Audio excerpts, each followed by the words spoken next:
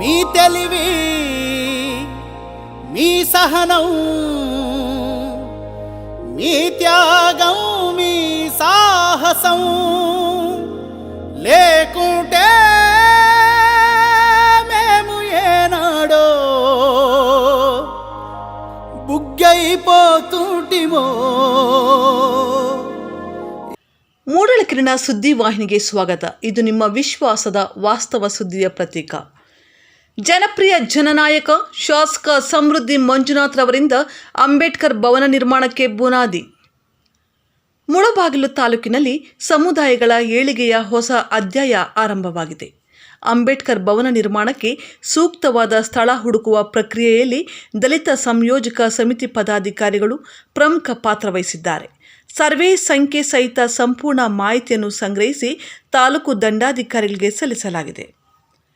ಶಾಸಕ ಸಮೃದ್ಧಿ ಮಂಜುನಾಥ್ ದಲಿತ ಬಂಧುಗಳ ಸಭೆಯಲ್ಲಿ ತೀರ್ಮಾನ ತೆಗೆದುಕೊಂಡು ಈ ಜಮೀನಿನ ದಾಖಲಾತಿಗಳನ್ನು ಶೀಘ್ರವೇ ಪೂರ್ಣಗೊಳಿಸಿ ಸಚಿವ ಮಹದೇವಪ್ಪನವರ ಅಮೃತ ಹಸ್ತದಿಂದ ಗುದ್ದಲಿ ಪೂಜೆ ನೆರವೇರಿಸಲು ನಿರ್ಧಾರ ಮಾಡಿದ್ದಾರೆ. ಸ್ಥಳದ ವೈಶಿಷ್ಟ್ಯ NH-75 ಸಮೀಪದ ದೇವರಾಯ ಸಮುದ್ರ ಪಂಚಾಯಿತಿಯ 4 ಎಕರೆಗೂ ಅಧಿಕ ಜಾಗ. ಅಲ್ಲಿ ನಿರ್ಮಾಣಗೊಳ್ಳಲಿರುವ ಭವ್ಯ ಅಂಬೇಡ್ಕರ್ ಭವನ, 108 ಅಡಿ ಎತ್ತರದ ಅಂಬೇಡ್ಕರ್ ಪ್ರತಿಮೆ, ಆಧುನಿಕ ಗ್ರಂಥಾಲಯ, ಪಾರ್ಕ್ ಹಾಗೂ ಸಮುದಾಯ ಸೌಲಭ್ಯಗಳು. ಸಭೆಯ ನಂತರ ಸಮುದಾಯ ನಾಯಕರು ಸಮುದಾಯ ಭವನ ಸ್ಥಳದಲ್ಲಿಯೇ ಸುದ್ದಿಗೋಷ್ಠಿ ನಡೆಸಿ ಹೇಳಿದರು. ನಮ್ಮ ಜನಪ್ರಿಯ ಶಾಸಕ ಸಮೃದ್ಧಿ ಮಂಜುನಾಥ್ ಮಾಜಿ ಸಚಿವ ದಿವಂಗತ ಆಲಂಗೂರು ಶ್ರೀನಿವಾಸ್ ಅವರ ಮಾರ್ಗವನ್ನು ಅನುಸರಿಸುತ್ತಾ ತಾಲೂಕಿನ ಪ್ರತಿಯೊಂದು ಸಮುದಾಯಕ್ಕೂ ಸಮಾನ ಪ್ರಗತಿ ತಂದುಕೊಡುತ್ತಿದ್ದಾರೆ. ಅವರ ಕಾರ್ಯವೈಖರಿ ನಿಜಕ್ಕೂ ಮೆಚ್ಚುವಂಥದ್ದು. ಈ ಯೋಜನೆ ಜಾರಿಯಾದರೆ ಮುಳಬಾಗಿಲು ತಾಲೂಕು ಸಾಮಾಜಿಕ ಸಾಂಸ್ಕೃತಿಕ ಚಟುವಟಿಕೆಗಳ ಕೇಂದ್ರವಾಗಿ ಹೊರಹೊಮ್ಮಲಿದೆ. ವರದಿ ಬಜರಂಗಿ ಚಲಪತಿ, ಮೂಡಲಕಿರಣ ಸುದ್ದಿ. ఈ భరత భూమిలోనే మసి బొగ్గైపోతుంటిమో. ఏమిస్తే తీరునయ్యా నీ రుణము, మేము ఏం చేస్తే తీరునయ్యా నీ రుణము.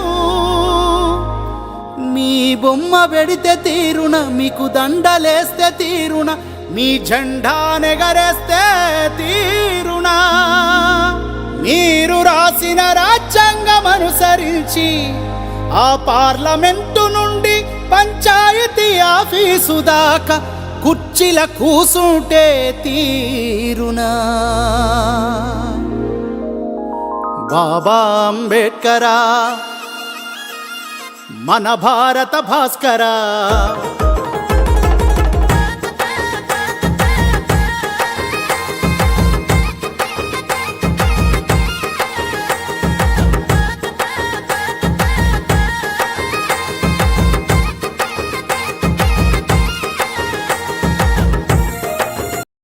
जय बोलो डॉक्टर बाबा साहेब अंबेडकर के जय बोलो डॉक्टर बाबा साहेब अंबेडकर के संयोजक समिति ಹೋರಾಟಕ್ಕೆ समिति ಹೋರಾಟಕ್ಕೆ जय जय जय जय जय भीम जय भीम जय भीम जय जय जय जय जय भीम जय भीम जय भीम. ಆತ್ಮೀಯ ಬಂಧುಗಳೇ, ಏನಿವತ್ತು ನಾವು ಸುಮಾರು ವರ್ಷಗಳ ಒಂದು ಹೋರಾಟ, ಮುಳಬಾಗಿಲದಲ್ಲಿ ಒಂದು ಒಳ್ಳೆ ಒಂದು ಏನು ನಮ್ಮ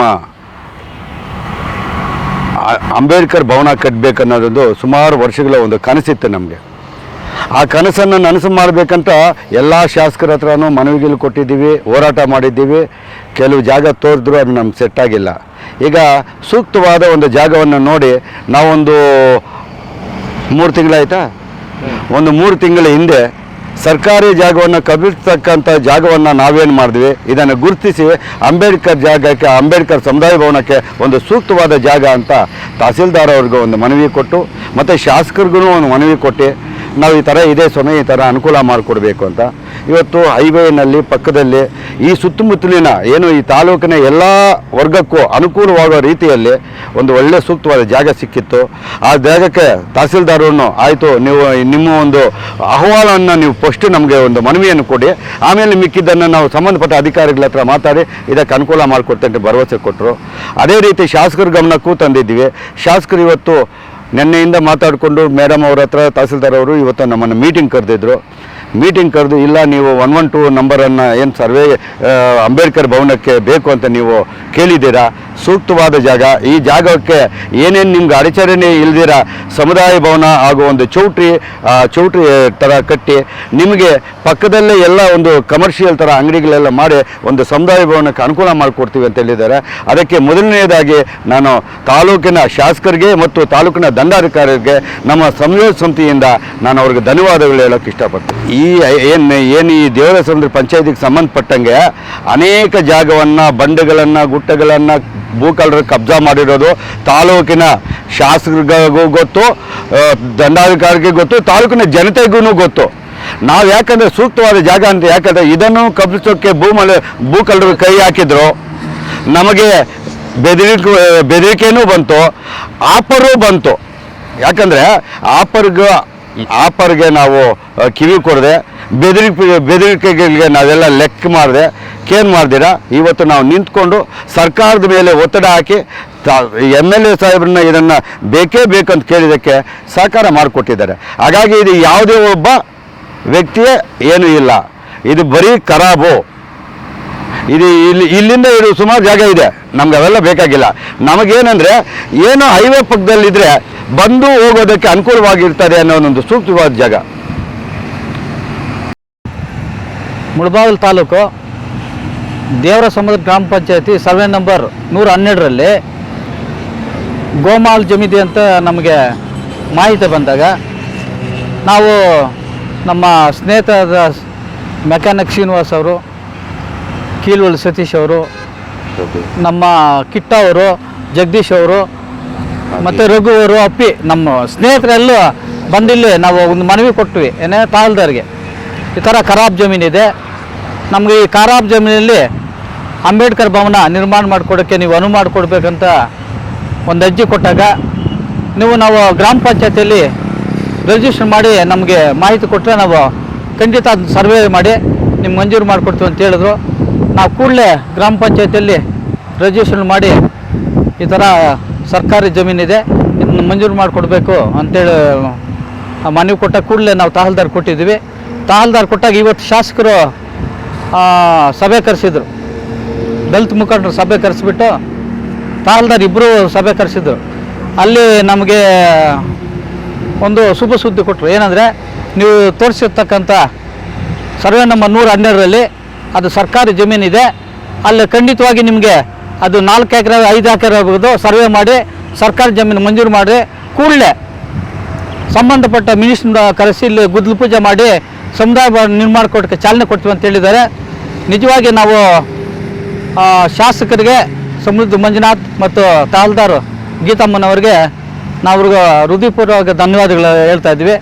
ಇದಕ್ಕೆ ಶ್ರಮಪಟ್ಟಂಥ ನಮ್ಮ ದಲಿತ ಸಂಘರ್ಷ ಮುಖಂಡರು ಕೂಡ ನಾನು ಧನ್ಯವಾದಗಳು ಹೇಳ್ತೇವೆ. ಯಾಕೆಂದರೆ ಇಲ್ಲಿ ಆಗಬೇಕಂತ ನಾವು ಅಲ್ಲಿ ಹಲವಾರು ರೀತಿಯಲ್ಲಿ ಪಾಪ ಕೈಯಿಂದ ದುಡ್ಡು ಹಾಕಿ ಬೋರ್ಡ್ ಹಾಕಿ ಇಲ್ಲೆಲ್ಲ ಕ್ಲೀನ್ ಮಾಡಿಸಿ ಇದು ಬೇಕೇ ಬೇಕು, ಈ ಸುತ್ತಮುತ್ತಲ ಗ್ರಾಮಸ್ಥರು ಎಲ್ರಿಗೂ ಎಲ್ಲ ಸಮುದಾಯವ್ರಿಗೂ ಅನುಕೂಲ ಆಗತ್ತೆ ಅಂತ ಹೇಳ್ಬಿಟ್ಟು ನಮ್ಮ ಆಸೆ ಇತ್ತು. ಈಗ ನಮ್ಗೆ ಆಸೆ ನೆರವೇರಿದೆ. ಆಮೇಲೆ ಇನ್ನೊಂದು ನಾನು ಸರ್ಕಾರಕ್ಕೆ ಒಂದು ಮನವಿ ಮಾಡ್ತೀನಿ. ಈ ಭೂಕಳ್ಳರು ಬಂದುಬಿಟ್ಟು ಸರ್ಕಾರಿ ಜಮೀನುಗಳೆಲ್ಲ ಕಮ್ಮಿಸ್ತಾ ಇದ್ದಾರೆ. ಕೋಟ್ಯಾಂತರ ರೂಪಾಯಿ ಜಮೀನಿದು ಇಲ್ಲಿ ನೋಡ್ಬೋದು, ನೋಡಿ ಸ್ವಲ್ಪ ತೆಗೆದ್ರೆ ನೀವು, ಇದೆಲ್ಲ ಸರ್ಕಾರಿ ಜಮೀನೇ. 1-2 ಕೋಟಿ 3 ಕೋಟಿ ಬೆಲೆ ಬಾಳ್ತಕ್ಕಂಥ ಸರ್ಕಾರಿ ಜಮೀನನ್ನು ಕಮ್ಮಿಸ್ತಾ ಇದ್ದಾರೆ. ಕೂಡಲೇ ಸಂಬಂಧಪಟ್ಟವ್ರು ಇದೆಲ್ಲ ಮುಟ್ಕೊಂಡು ಹಾಕೋಬೇಕು. ಯಾರು ಸರ್ಕಾರಿ ಜಮೀನು ಕಮ್ಮಿಸ್ತಾರೋ ಅದನ್ನೆಲ್ಲ ಮುಟ್ಕೊಂಡು ಹಾಕ್ಕೊಂಡು ನಿಜವಾದ ಭೂ ರೈತರಿದೆ. ಕೆಲವ್ರಿಗೆ ಜಮೀನು, ಎಷ್ಟೋ ಜನಕ್ಕೆ ಜಮೀನಿಲ್ಲ, ಅವ್ರಿಗೆಲ್ಲ ಇಲ್ಲದವ್ರಿಗೆ ಜಮೀನು ಕೊಡಬೇಕು. ಯಾರು ಅಕ್ರಮವಾಗಿ ಅವನ ಜಮೀನನ್ನು ಅಕ್ರಮವಾಗಿ ಮಾಡ್ಕೊಂಡಿದ್ದಾರೆ ಸರ್ಕಾರಕ್ಕೆ ಕೊಡಿಸ್ಕೋಬೇಕಂತೇಳಿ ನಾನು ಅವರಲ್ಲಿ ಮನವಿ ಮಾಡ್ತಾ ಇದ್ದೀನಿ. ಅದೇ ರೀತಿ ಹಾಂ ಅನುದಾನ ಆಲ್ರೆಡಿ ಬಂದ್ಬಿಟ್ಟಿದೆ. ಸಮುದಾಯ ಬಂದ್ಬಿಟ್ಟು 2.5 ಕೋಟಿ ಇದೆ.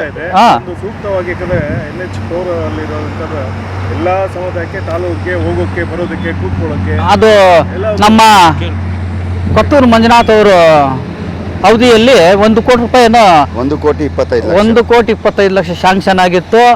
ಜಮೀನು ತೋರಿಸಿದ್ದು ಎಲ್ಲೇ ನೂಗಲ್ಬಂಡೆ ಹತ್ರ. ಅದೇನು ಇನ್ನೇನು ಗುದ್ದಲು ಪೂಜೆ ಮಾಡೋ ಸಂದರ್ಭದಲ್ಲಿ ಗೊಂದಲ ಆಯಿತು. ನಮಗೆ ಅಗ್ರಿಮೆಂಟ್ ಆಗಿದೆ ಅಂತ ಹೇಳ್ಬಿಟ್ಟು ಅದು ಕೋರ್ಟಲ್ಲಿ ನಡೀತಾ ಇದೆ. ಅದು ಈ ಶಾಸಕರು ಕೂಡ ಅಲ್ಲಿಗೆ ಅಲ್ಲಿ ಸೂಕ್ತವಾದ ಸ್ಥಳ ಅಲ್ಲ, ಅಲ್ಲಿ ಸ್ವಲ್ಪ ವಾತಾವರಣ ಸರಿ ಇಲ್ಲ, ಇಲ್ಲಿ ನಿಮ್ಮ ಸೂಕ್ತ ಸ್ಥಳ ಇದೆ ಮಂಜೂರು ಮಾಡ್ಕೊ ಅಂತ ಹೇಳಿದ್ದಾರೆ. ಅದಕ್ಕೆ ನಾವಿಲ್ಲಿ ನಿರ್ಮಾಣ ಮಾಡ್ತಾಯಿದ್ವಿ. ಜೈ ಭೀಮ್ ಬಂಧುಗಳೇ, ನಮ್ಮ ದಲಿತ ಸಂಘರ್ಷ ಸಮಿತಿ ಸಂಯೋಜಕ ಒಂದು ಹೋರಾಟದ ಪ್ರತಿಫಲ ಇವತ್ತಿನ ಶಾಸಕರ ಒಂದು ದಲಿತ ಸಭೆಯಲ್ಲಿ ನಮಗೆ ಅಂಬೇಡ್ಕರ್ ಭವನ ನೀವು ಹೇಳಿದ ಜಾಗದಲ್ಲಿ ನಾವು ಸ್ಯಾಂಕ್ಷನ್ ಮಾಡಿದ್ದೀವಿ.